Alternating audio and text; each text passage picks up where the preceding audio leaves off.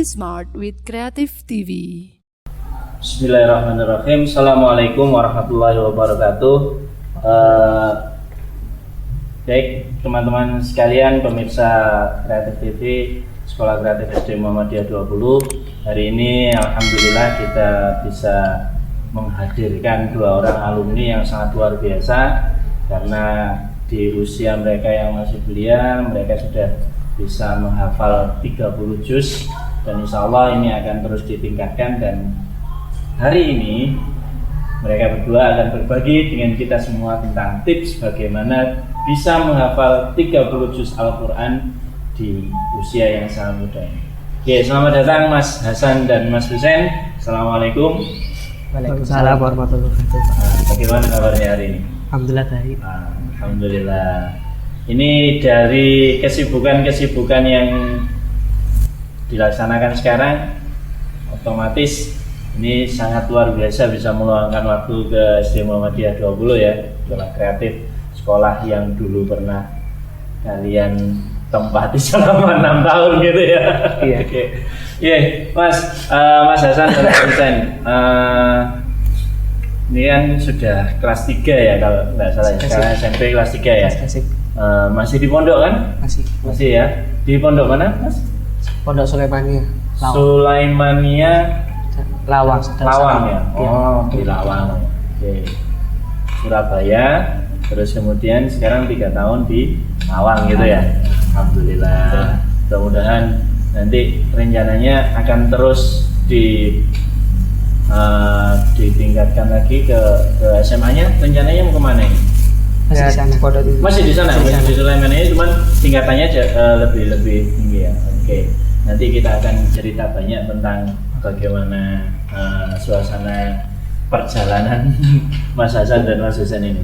Cuman ini nanti yang mungkin saya lebih pengen tahu, dan mungkin kita bagi dengan teman-teman pemirsa Kreatif TV itu bagaimana sih ceritanya, tips-tipsnya, kiat-kiatnya, mungkin juga dukungan dari keluarga, dari Umi terutama ya yang mendampingi kalian selama ini untuk bisa mencapai target hafalan 30 juz itu, terus kemudian nanti kedepannya seperti apa program-programnya.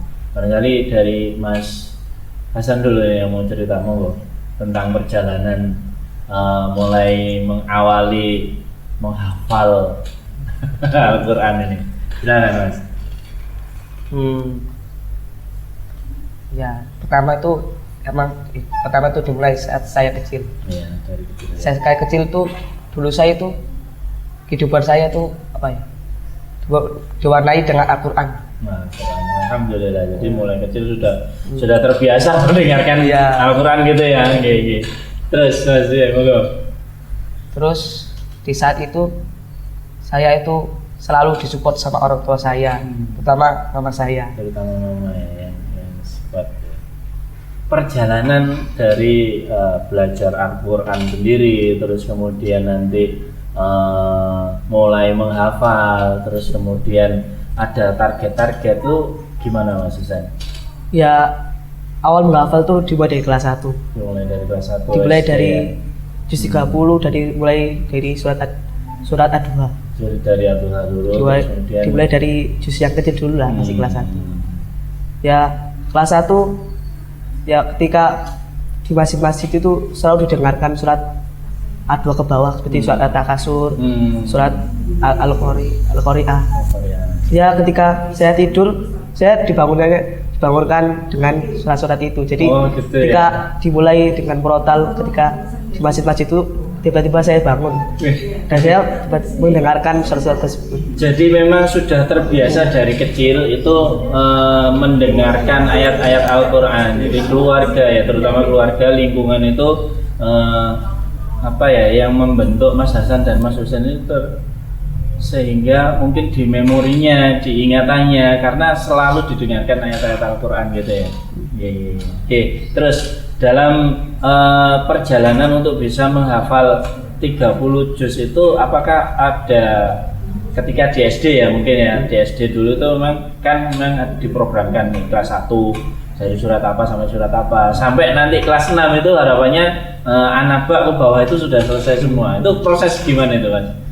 Saya dengar ya sepengetahuan saya Mas Hasan dan Mas Husain ini bukan hanya sampai di juz 30 ketika SD, itu sudah sampai 5 juz bahkan bisa menghafal 5 juz ketika lulus kreatif SD Muhammadiyah 20 itu. Gimana itu ceritanya? Atau treatmentnya, bagaimana prosesnya? Mau diceritakan? Barangkali dari Mas Hasan atau Mas Husain? Ya ketika itu orang tua saya membuat program ketika subuh-subuh. Ya ketika subuh-subuh orang tua saya itu memaksa saya tuh menghafal ya juz tersebut. Gitu. Mas Hasan gimana? Ya sama seperti Husain ya. Jadi memang harus karena memang apa ya, kecenderungan anak-anak itu memang harus dibiasakan gitu ya. Ya. Mungkin di kelas 1 sampai dengan kelas 4 ketika waktu itu harus paling enggak punya target lah. Jadi dari mama sendiri itu ini kalau nggak dipaksa mungkin nggak mau gitu ya, nggak jadi nih ya. Awalnya mungkin dipaksa seperti itu ya, tapi lama-kelamaan ada keinginan sendiri untuk menghafal itu. Ya, emang awal-awal agak males gitu. Kapan sih subuh-subuh hafal Quran kan? Subuh-subuh kan ngantuk, mending tidur aja sampai tidur lagi ya. Itu ya emang awalnya seperti itu, kena bantuan dengan orang tua saya, mama saya, dengan dukungan mama saya.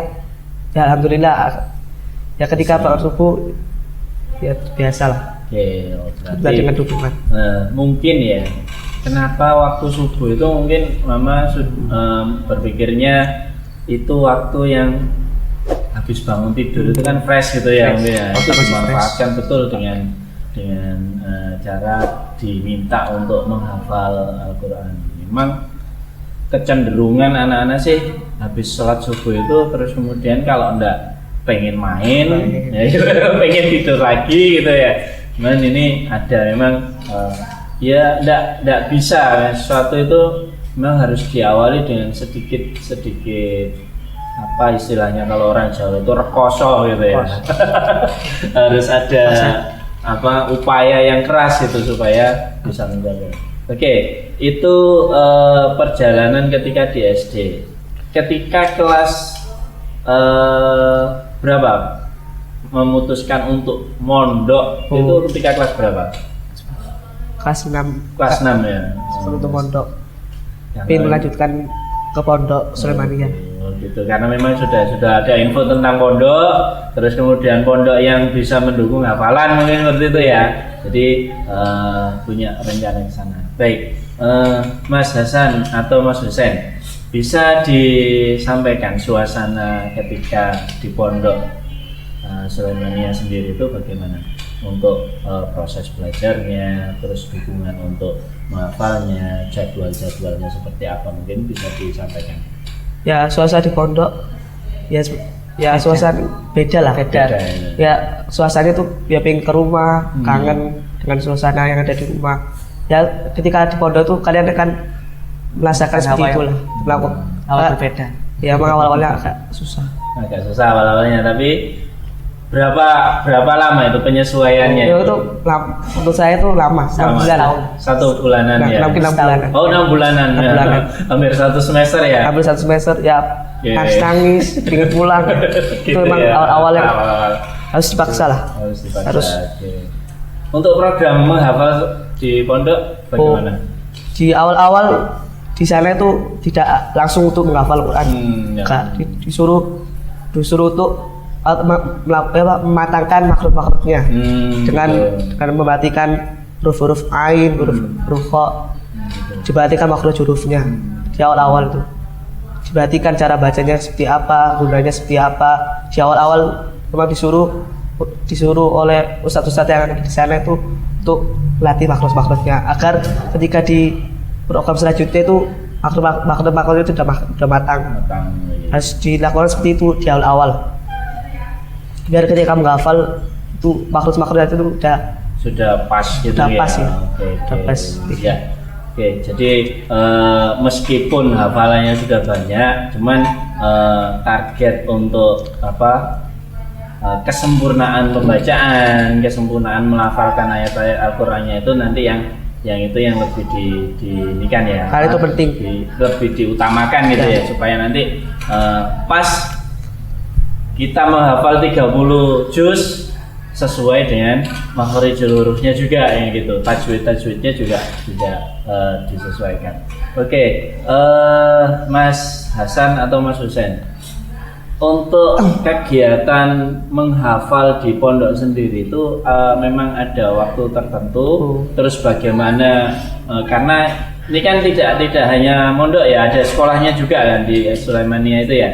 Nah itu membagi waktunya seperti apa atau jadwal Oh di situ ada jadwalnya. Oke ya. Ada jadwalnya. Jadwalnya seperti apa Mas? Boleh diceritakan? Ya jam berapa ya? Jam 7 itu dimulai untuk setoran. Setoran hafalan. Jam 7, jam 8, jam 7 sampai jam 10, sampai mau duhur lah. Itu diprogramkan untuk setorkan hafalan. Ketika jam 1 tuh disuruh untuk tidur kailulah, tidur siang. Jam siang sampai jam 2, 1 jam lah. Ya ketika habis tidur itu disuruh programnya itu untuk murojaah. Kalau kamu murojaah itu disuruh untuk menghafal, untuk melatih makhraj juga. Ketika jam siang jam 2-an lah disuruh untuk murojaah. Ya setelah sampai asar lah. Ketika waktu murojaah itu sampai asar, setelah asar disuruh murojaah juga. Murojaah itu lama, sampai jam 1 sampai jam 5 disuruh murojaah terus ya sampai jam 5. Pokoknya murojaah itu sampai jam 5.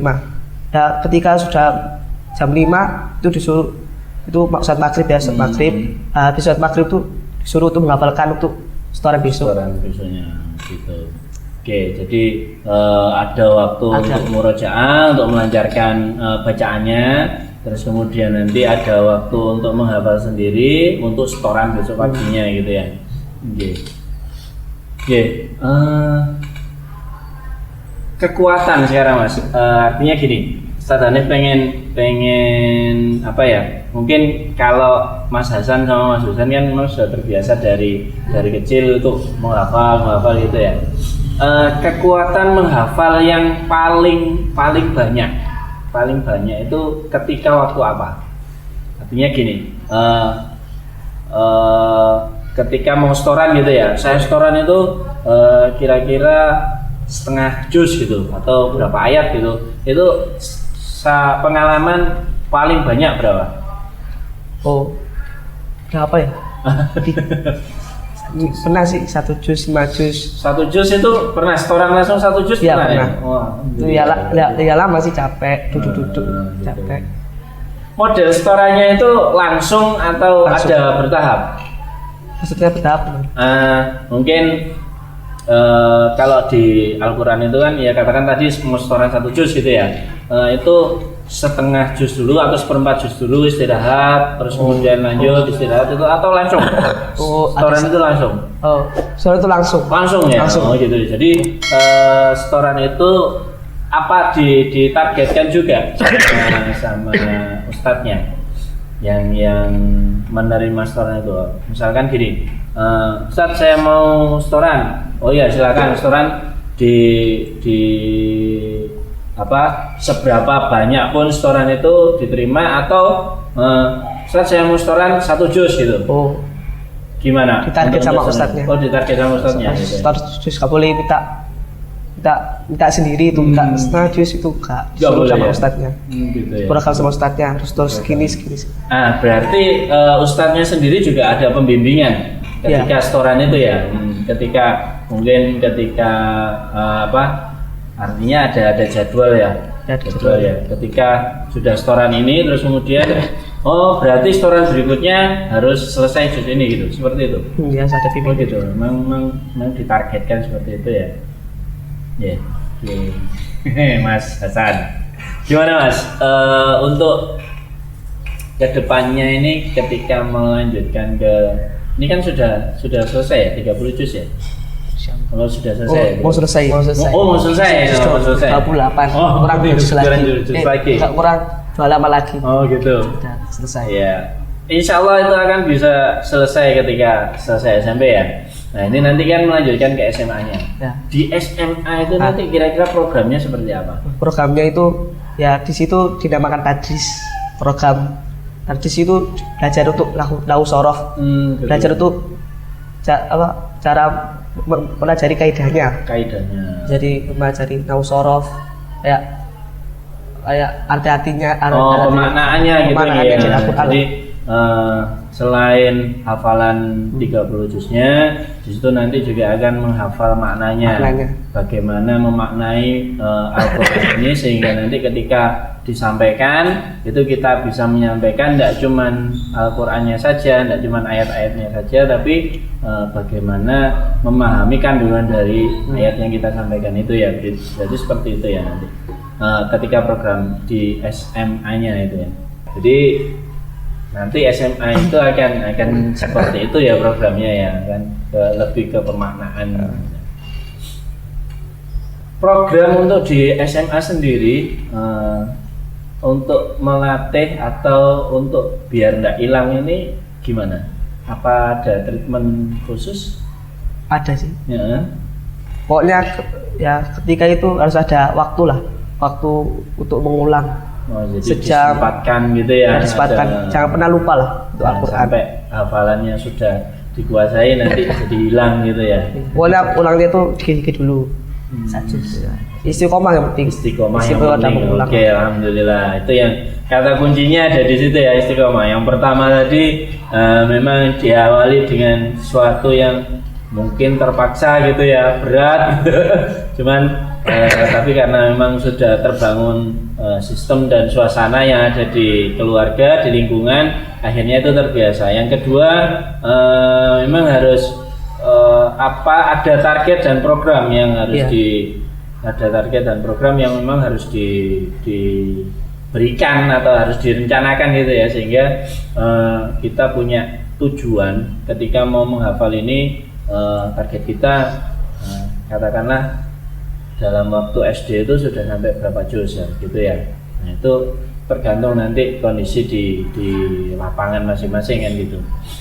Yang ketiga yaitu tadi kemauannya memang harus kuat, ditata dengan hati yang kuat gitu ya, untuk cari sarana-sarana yang bisa mendukung seperti yang saya lakukan ini kan, mondok gitu ya. Karena kalau sudah di pondok itu insya Allah pengaruh-pengaruh dari luar itu dibatasi kan.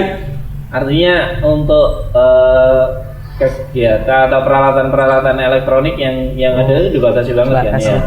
Karena memang ada waktunya dan memang untuk menjaga itu ya, supaya tidak terlalu banyak pengaruh dari hal-hal yang lain itu ya. Yang ketiga, yang keempat memang harus istiqomah. Jadi ada waktu khusus yang memang kita luangkan untuk istilahnya mengasah gitu ya. Oke.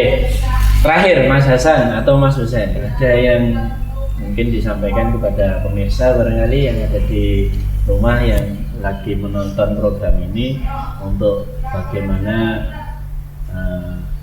kiat menghafal atau saran atau pesan untuk apa sih nikmatnya menjadi penghafal Al-Quran itu? Monggo silakan. Mas Hasan atau Mas Husain. Saran ya ketika menemukan sesuatu yang susah, ketika halaman itu susah. Kayak contohnya surat Maryam susah. Ini halaman-halamannya susah, nih ada susah. Yang harus kita pikirkan itu itu mudah loh. Jangan itu anggap susah. Karena kalau kita menganggap susah itu akan jadi beban. Jadi ketika menemukan hal yang susah itu yang harus kita pikirkan itu hal ini mudah. Ketika ada pikiran itu mudah, itu Allah akan memberikan kemudahan untuk kita.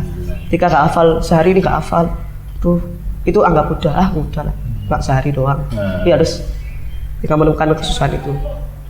Insya Allah dengan pikiran seperti itu akan menjadi gampang. Dengan itu akan terbiasa dengan yang susah-susah akan menjadi gampang. Amin. Istilahnya berpikiran positif gitu ya. Berpikir positif, jangan pernah pesimis lah. Okay. Terus tetap usaha. Selama ini menjadi penghafal Al-Quran, itu nikmat yang dirasakan apa? Nikmat yang dirasakan menghafal Al-Quran itu apa? Ya artinya ketika di akhirat tuh Nah, insya Allah bisa membawa 10 keluarga. Kok ada sih yang dikatakan ada yang 70 10 ya, memberikan syafaat gitu. Alhamdulillah, Itu insya Allah sebuah nikmat. Di dunia juga ada, dimuliakan ketika di dunia, di akhirat pun juga dimuliakan oleh Allah. insya Allah gitu. Terima kasih Mas Hasan dan Mas Husain sudah memberikan tips, sudah memberikan pengalaman tentang bagaimana menghafal dan menjadi penghafal Al-Quran. Insya Allah Sadanif doakan mudah-mudahan ke depan tetap diberikan kelancaran dan kemudahan oleh Allah dan diberikan barokah sehingga nanti bisa memberikan syafaat pada keluarga sebagai penghafal Al-Quran. Tetap semangat, tetap selalu istiqomah dalam menghafal dan mensiarkan Al-Quran ini. Mudah-mudahan Allah memberikan kepada kita semua bisa berkumpul lagi di surganya Allah nanti. Amin ya Allah. Demikian pemirsa TV Kreatif TV SD Muhammadiyah 20 Surabaya, bagaimana salah satu atau alumni dari Sekolah Kreatif SD Muhammadiyah 20 memberikan pengalamannya tentang bagaimana menjadi penghafal Al-Quran, karena memang kehidupan kita itu tidak bisa lepas dari Al-Quran, sebab kalau kita selalu berjalan sesuai dengan Al-Quran dan didukung dengan sunnah-sunnah dari Rasul, insya Allah kehidupan kita akan selalu bisa lancar baik di dunia maupun di akhirat. Mudah-mudahan kita bisa ketemu dengan kegiatan yang positif lainnya, selalu sehat dan sampai jumpa. Assalamualaikum warahmatullahi wabarakatuh.